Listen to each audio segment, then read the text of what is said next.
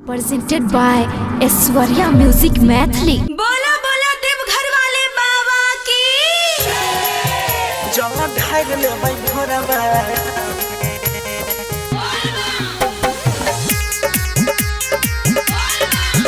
रानी भैरा के कटोरवा जल ढाल ले भाई भोरवा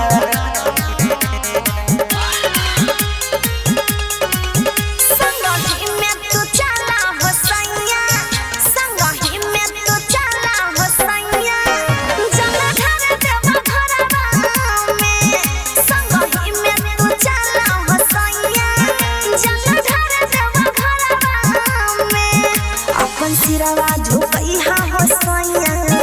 भोले बाबा के मंदिरवा में रानी भैरा के अच्छा रानी भैरा के कबहरवा में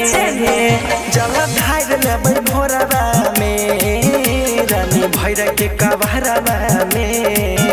जल ढाल ले भाई भोरवा में दोनों कांधे पर कमर लेके जेबे बाबा के दुआरवा में रानी भैरा के अच्छे रानी भैरा के कटोरवा में जल ढाल ले भाई भोरवा में रानी भैरा के कटोरवा में जल ढाल ले भाई भोरवा में सच्चे में चलबै ना बोला बोला बाबा गरीबनाथ की जल ढाल ले भाई भोरवा रानी भैरा के कटोरवा जल ढाल ले भाई भोरवा भोले बाबा के बन के पुजरिया हो बन के जइबै हम गेरुआ रंग सरिया हो रानी बोल के जेबे नहरा अच्छा भोले बाबा जी होई तही सहारा बाबा के महिमा गमा पार छे अच्छा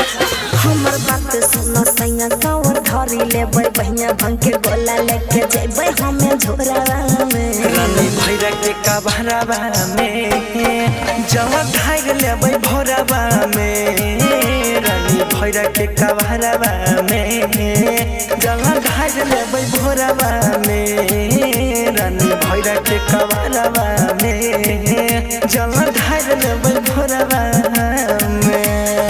अरे चला बोला बोला देवघर वाले बाबा की जल ढाल लेबै भोरवा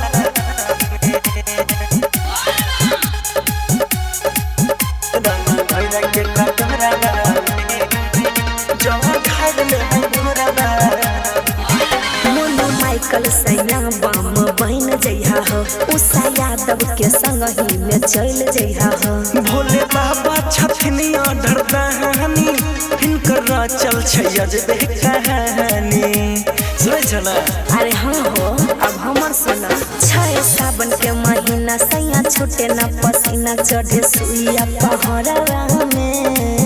रानी भैरा के कबहरवा में